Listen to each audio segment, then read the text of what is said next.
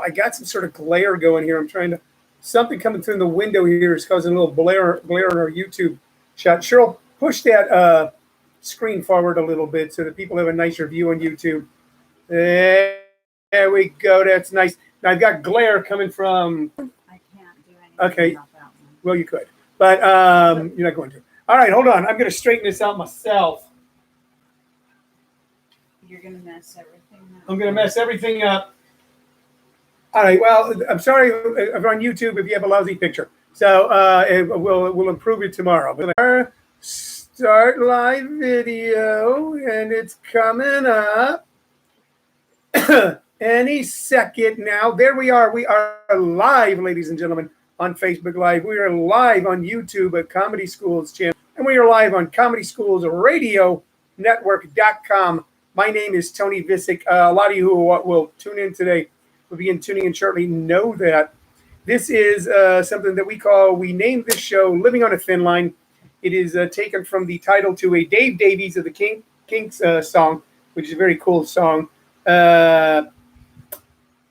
If I'd known what the trajectory of the show was going to be initially, I don't know if I would have named it that, because that's kind of a dystopian song. And this show is your daily distraction from the world around you. Some of you may be experiencing what I'm experiencing right now, which is twice as much work to achieve the same results you had gotten previously. So the paperwork and the admin and all of that is just... Wow, you just saw that. You saw an actual sneeze. Okay, but there's nobody here except us, and we're not sick. But I did it the best I can. So that's the first time I've sneezed in like 4 or 5 days. I was at the post office the other day. I had to go, and I almost had to sneeze. I go, man, if I sneeze, these people are going to pummel me. I am safe, sane, and healthy. I hope you are too. Hello, Tim Lawson. I've got a good show for you today. Like I said, this is your daily distraction from everything that's going on. We're starting to fall into a few different categories here in America. People who have nothing to do. People who have too much to do. Okay, and then people whose lives have not markedly changed. So we're beginning to fall in the too much or so much to do category, but we're grateful for it. Had a beginning workshop last night. Such a cool group of people in that beginning workshop. I had a young man from Los Angeles. I had a woman from Phoenix, and I had a kid who lives right next door across the street. So how cool is that? Advanced workshop tonight. I still got people calling in and asking about doing the beginning and advanced workshops. You can call me here. You can leave me a message here. You can't call me here. I mean, if you have my number, you can call me 818-571-5653. You can also reach us by email, comedyschools@hotmail.com. Hello, Diane Howell. People are starting to pop up and pop along here. So I don't know about you guys, but here's what's going on with me sleep-wise. Let's talk about that for a minute. I am sleeping some of the deepest sleep I've ever slept in my entire life, but then I wake up about every 2 hours. It's almost like my body's going, you're just taking a long afternoon nap. But deep sleep for like 2.5 hours, then wake up for a half hour, then 2.5 hours. So it's kind of amazing. And I think part of the reason it's such deep sleep is because of the quiet. It is, of course, markedly quieter in the world today than it was before this started. The last time I remember sleeping this deep was in a New York hotel room. Years ago, I was at the Chelsea Hotel, the fabled, the legendary, the infamous, the notorious Chelsea Hotel in New York City. And I ended up in a not very good room. So the view was just of a brick wall. I've had some fabulous rooms at the Chelsea, but this one I got a real cheap room, and I just put it to be at the Chelsea. So it was just a view of the brick wall, and I was kind of really sequestered up, so no sound coming in, and I slept for like 14 hours. I was a little pissed off because I was in New York City, and I slept for 14 hours, and I was only there for about 2.5 days, so I didn't want to spend my time asleep. My heart goes out to everyone in New York.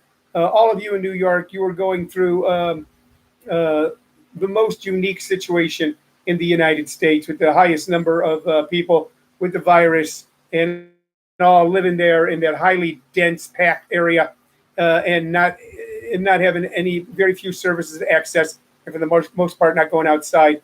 It's a tough time, and my heart goes out to all of you. Hello, Manny Rosales. Hello, Todd Fisher. Any word on when we can sit in Starbucks? I don't have that, Todd. I don't have that information. I've seen some crazy things right now. I see that in Georgia, the governor, one of the things he specifically opened up is tattoo parlors. Tattoo parlors. I don't know. If I was the governor of a state, we go, well, we got to get this economy going. I go, well, you know what? I got an idea. We don't want to get business going in this state. How about we open up tattoo parlors? People like to get a tattoo. Open up tattoo parlors. I was going to jumpstart the American economy right now, pal. Is where you can go down there and get some ink on you, get yourself get some stuff on your forehead, maybe say, I survived a corroded virus or something. You know, don't be feared. At a White House press briefing, the woman, Deborah Bricks, I believe, said they asked her if this was why. She goes, yes, that they could practice social distancing. So I don't know if they're going to put like the tattoo apparatus on like a long stick, like a fishing pole. That's how you're going to get social distancing in a tattoo parlor. You can take the tattoo stick and put it on a fishing pole and just kind of whack like that over and over like you're fly fishing. And in Missouri, my home state, which I still deeply love and have so many wonderful friends there, the Attorney General is suing China. I'll sue you, I'll sue China. Okay? And I guess that's a more wise use of money than mass testing for the state or PPE equipment for your hospitals and your first responders. Let's blow money on something that is impossible to do, which is sue a sovereign state. Oh, man. It's getting crazy out there. So I'm told. I just don't go out there that much right now, nor should you. But I'm connected with more people than ever, as I hope you are too, through YouTube, through Facebook, through email, through ComedySchoolsRadioNetwork.com. We're able to connect with more people. Please stay connected with people. Don't go totally isolationist. It won't be good for you. If you can get out safely and take a walk, if you can get out safely. By the way, I'm not giving advice. I'm just a guy yammering and stammering on Facebook Live. I'm not an expert on anything, nor is almost anyone giving advice nowadays, sadly enough. But get some exercise. If you've got a backyard, you want to get out in the sunshine, you definitely do. It'll be good for you. Of course, then you got to wear sunscreen. So you get, man, it's just tough. It's just tough. But stay connected. Somebody asked me to go, what's your job? That's what they asked me. What's your job? I'm going to tell you what my job is right now. I'm going to tell you what your job is right now. Here's your job, okay? To take care of your people. You got people in your house. Your job is to take care of them. You got people that you're staying in touch with through social media. Your job is to take care of them. You take care of your people. You take care of yourself, and you take care of business. Your job is not to curl up in a ball. That is not your job. Be lashing out in angry ways. That is not your job. Your job, all of our jobs, is to take care of one another however we can. That's your job. That's my job. I got people. I'm taking care of people. Todd Fisher asked, did I hear the moron mayor from Las Vegas speak? I have not heard the moron mayor from Las Vegas speak. I don't know what he said, Todd. I've taken from your comment that it probably was something a wee bit moronic. So if you want to tell us what he said, we would love to hear it.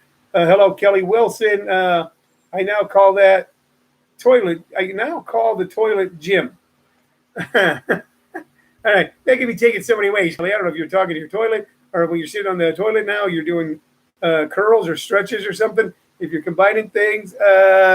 Kevin Brown says tattoos are what the Germans did. Just saying don't do it. Yeah, I don't know if they open up tattoo. I've never had a tattoo. I'm at that age and point in life where I still believe in no distinguishing marks. But when I heard, well, one of the things you're going to do is open up tattoo parlors.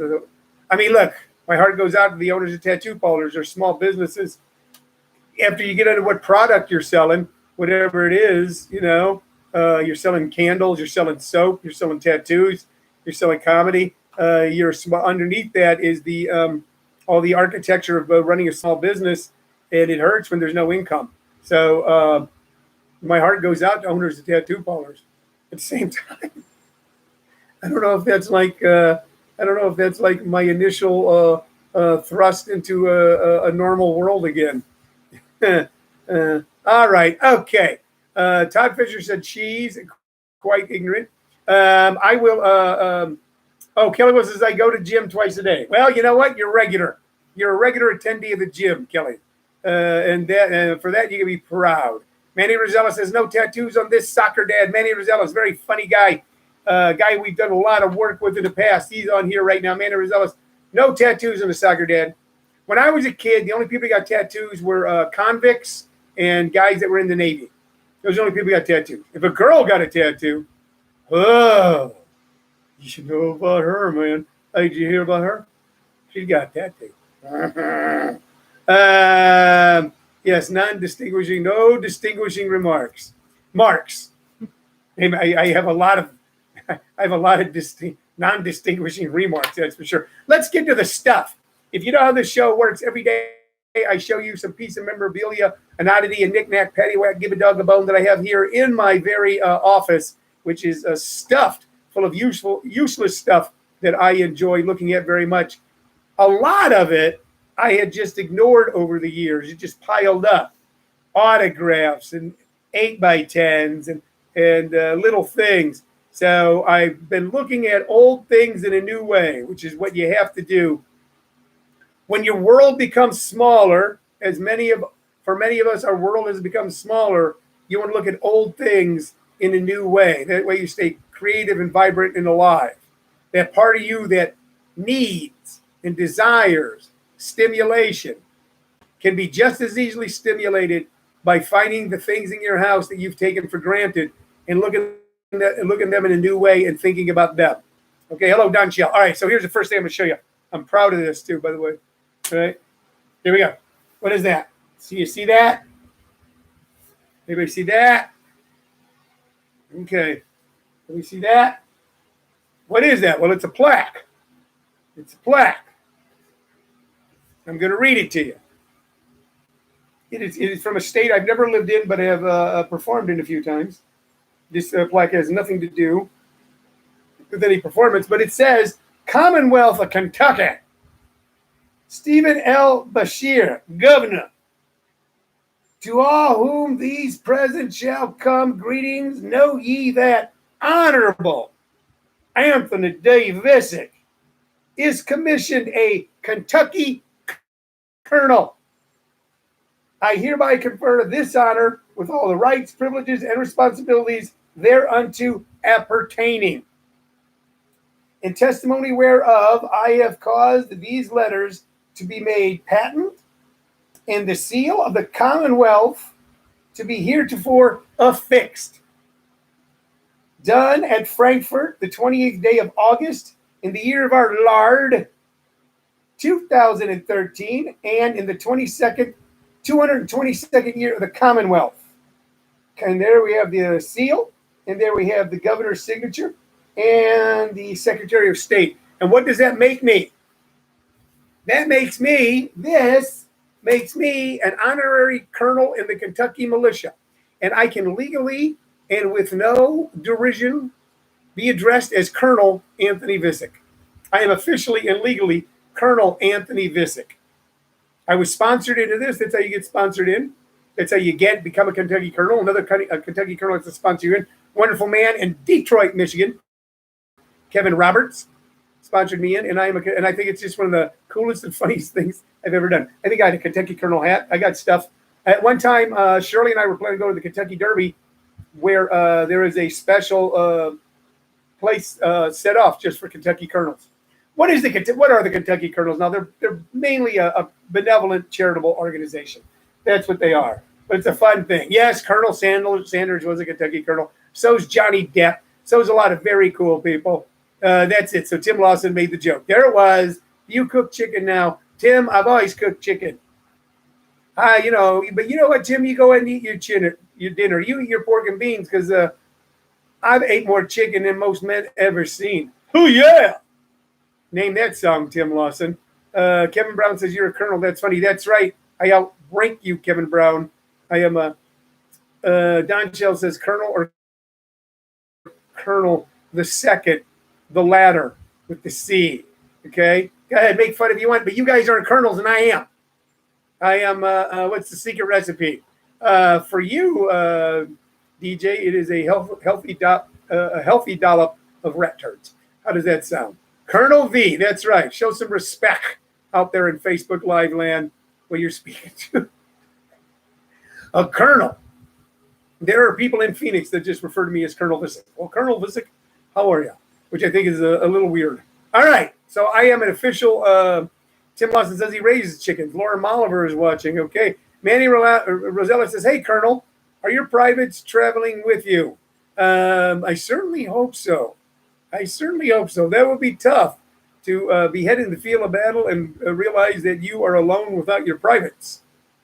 DJ Payne says Colonel Tone. Yeah, see, this is pretty cool. You know what? I should make all you guys. If you want to ask me a question right now on Facebook Live, you have to address me as Colonel. When I first got this in 2013, it was like Shirley goes, "I'm not calling you Colonel. That's the silliest damn thing." Hello, Lauren. I just explain to Lauren, everybody, that I am I've been commissioned in, and I'm an honorary Kentucky. I'm an honorary member of the Kentucky militia. I am a Kentucky colonel, and that seems to be something that people want to make fun of instead of respecting. And I don't know. You know what? I don't know what that's. I don't know what that's all about. You know, you don't show no respect for me. You come in here on the day of my daughter's wedding. The Godfather do this, Godfather do that. Well, you show me no respect. You don't call me Godfather. You don't call me Colonel. All right, it's enough. I'm a colonel. I just thought I'd show that to you, okay? We're going to get to the music portion. There we go. Tim Lawson says, salute. And a hearty salute to you there, Tim, back there in Missouri. All right, let's get to the music. Let's get to the fun stuff here. First off, kind of a fun, goofy album that captures a place in time, okay? And you'll have a hard time finding any of the music on this album. All right, so this is, I'm going to show it to you first. There you go. And there you go. And, of course, that's exactly what it looks like. It's like a whole bunch of names. This is a triple album, and this album is called The First Great Rock Festivals of the 70s, Isle of Wight, and Atlanta Pop Festival. This is a... Hold on, I'm looking here. This is a 3-record set. And what it is, it's recordings from 2 giant rock festivals that took place after Woodstock. Woodstock in August of 69, which was a financial disaster for the backers. Most people couldn't hear the music. It was a big mud stump. But the movie was just incredible. And everybody wanted to be a part of something like that. Gave birth to the idea of the rock festival throughout the 70s. And the rock festival, the idea of rock festivals lasted about 1976. And I'll tell you what took their place in a moment. But it was where promoters would rent out a large field out in the middle of nowhere, string in electricity, hire a bunch of bands, and hundreds of thousands of young kids would then go and spend 2 or 3 days in some sort of drug-fueled sexual bacchanal while listening to the best music of that era. By 1976, these things had become pretty problematic, especially they became problematic early with, of course, the Altamont Festival with the Rolling Stones, where a young man was murdered. But they became problematic city-wise, sanitation-wise, legally. And by 1976, the entire concept was moved into baseball stadiums. There was, and Tim, I don't know if you remember this, and I was just looking at it the other day. I was talking about it on Facebook. But by 1976, something called Super Jam started in St. Louis, Missouri, and it was inside Busch Stadium where you saw these great bands. A couple years before that, I went to a Sedalia, Missouri, 1974. Yeah. Chuck Berry's Farm in 74, 75, 76, Tim. All that stuff. By the 70s, they'd moved in there, and by the 80s, they had kind of moved out of baseball stadiums and into big outdoor arenas, the US Festival in California. Coachella which many of you, your kids might attend Coachella, is the great grandson of Woodstock and of Isle of Wight and the Atlanta Pop Festival. Here is who's on this album, by the way, because these guys all played rock festivals. Jimi Hendrix, Johnny Winter, Sly and the Family Stone, 10 Years After, Miles Davis, Chris Christopherson, Mountain, the Allman Brothers, Poco, Procol Harum, Chamber Brothers, Cactus, Leonard Cohen playing a giant rock festival. 100,000 people go, woo! Sit down, take your hand.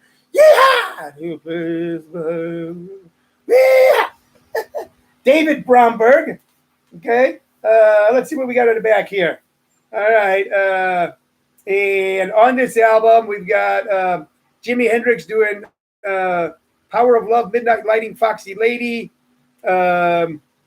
Johnny Winter doing Mean Mistreater. Sly and the Family Stone doing Stand. 10 Years After doing I Can't Keep From Crying Sometime. Miles Davis at a giant rock festival. Call It Anytime. Chris Christopherson at a giant rock festival.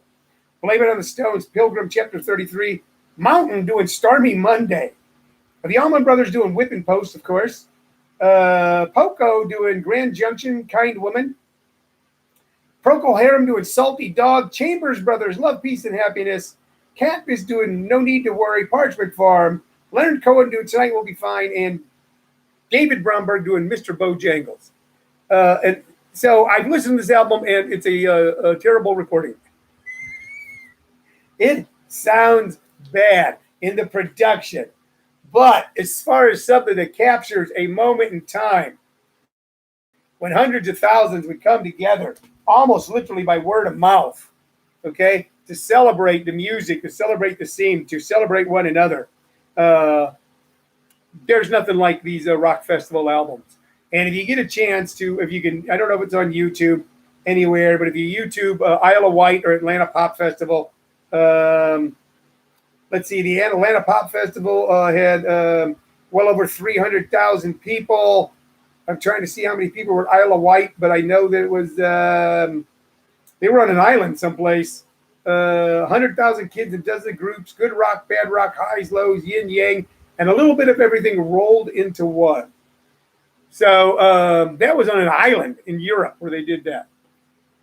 Isle of Wight, Atlanta Pop Festival. See if you can Google or YouTube them and listen to some of the music there. Okay? Now, let's get to the second album, which is kind of a rarity, but it's also a compilation, but it's a compilation of a whole bunch of people doing one man's music. And here it is. There you go. You see it on YouTube? There you go. You see it on Facebook Live? There you go. What are we looking at? We're looking at the Bard. We're looking at the man without whom so much of the great rock music that you and I love would not exist. Possibly Bob Dylan would not exist. You were looking at a picture of Woody Guthrie. This is a tribute to Woody Guthrie. This is tribute part 2. I don't know if I've got part 1. And it's original performance of Woody Guthrie music by Joan Baez, Judy Collins, Jack Elliott, Richie Havens, Odetta, Arlo Guthrie, Country Joe McDonald, Tom Paxton, and Pete Seeger. There's a narration by Peter Fonda, Will Geer, and Robert Ryan. It's the words and music of Woody Guthrie from Carnegie Hall in 1968 and Hollywood Bowl in 1970. The songs and the singers incredible. Judy Collins doing Roll on Columbia. Tom Paxton singing Biggest Thing Man Has Ever Done. Richie Havens and Pete Seeger doing Jackhammer John. Joan Baez singing Hobo's Lullaby, one of the prettiest songs you've ever heard. You want to YouTube that, definitely. Country Joe McDonald doing Woman at Home. Judy Collins doing Deportee, one of the great, great, great immigration songs of all time. Beautiful. Odetta, Why Oh Why. Jack Elliott doing Howdy Do. Arlo Guthrie doing Jesus Christ. And there's more. But if you don't know Woody Guthrie, you knew him when you were a little kid because he wrote This Land Is Your Land. This land is your land. This land is mine. Which at the time was derided by the political and economic establishment in America because it was considered a communist song. Because this land is your land, this land is my land. What's he saying? There's no private property? And there's even a stanza in This Land Is Your Land that was taken out by the time we were kids singing it in school. It says, as I was walking, I saw a sign that said no trespassing. But on the other side, it said nothing. This land was made for you and me. When I was a little boy in school, when so many of you were younger and they were teaching you songs, they taught you This Land Is Your Land, which had become a pseudo-patriotic Americana tune. And they took out that stanza because it was considered controversial. Just like in the Pledge of Allegiance, when they said, the Pledge of Allegiance to the flag of the United States of America and to the Republic for which it stands, one nation, under God, indivisible. Under God was added in the 1950s. I'm not saying it shouldn't be. But when people talk about it, they go, well, it says under God in the pledge. It was added in the 1950s by conservative politicians during the communist witch hunt movement. The music of Woody Guthrie, you want to listen to. There's other Woody Guthrie tributes that you can find and listen to that are fantastic. Shirley and I were able to do a wonderful thing many years ago where they were doing a 100th birthday party for Woody Guthrie. And they did it in New York and Los Angeles. And we got to attend it in Los Angeles where we saw Chris Christopherson, Jackson Brown, Ramblin' Jack Elliott. I can't even go all the names that we saw at LA Live right across the street from Staples Center. It was one of the cool things of at the beginning of our relationship. After being flat broke after the recession of 2008, things had come back around. We had a couple of bucks, and I wanted to see this thing. I drove into Los Angeles. I rented a room downtown, a hotel, because I thought it would be cool. Because I never stay. I'd been downtown Los Angeles years. I lived in LA for 30 years. Never had a hotel room down there. Got a funky hipster hotel room. Shirley flew in. Her plane was late. She went right from her plane to a cab. Took a cab. I said, tell your cab to drop you off at LA Live. Drove her right downtown. She came in, and we saw one of the greatest concerts we've ever seen. Stayed at this very cool hipster hotel that night. Got up the next morning, driving back to Phoenix. I owned a Porsche Boxster S, and somewhere 50 miles before Blythe, I blew up the engine. And thank God I had AAA Platinum Premium, and they towed us all the way back to Scottsdale. So we saw a tribute to Woody Guthrie. If you can find tribute to Woody Guthrie CDs, albums, or YouTube it, you'll be glad to experience that. Okay, I've just rambled on and on about being a Kentucky Colonel and about really kind of esoteric rock festivals that almost everyone's forgotten, including the people there because they were too stoned to know they were there, and about one of the great gifts America's ever given the world, the singer-songwriter Woody Guthrie. More announcements, more cool stuff for you tomorrow. This is your daily diversion. I think I've been pretty diverse and pretty diverting this afternoon. I want to thank you all for tuning in. I'll be back tomorrow, 2 p.m. Mountain Standard Time, Facebook Live, YouTube, Comedy Schools channel, and of course you can listen to ComedySchoolsRadioNetwork.com. Go to our two great websites, ComedySchools.com and ComedySchoolsRadioNetwork.com. Find out about all the stuff we're up to, the shows you'll be able to attend via Zoom, workshops, and more. Okay? That's it, everybody. Thank you very much. Bye-bye. Bye-bye, YouTubers. I hope to see you soon. Bye-bye.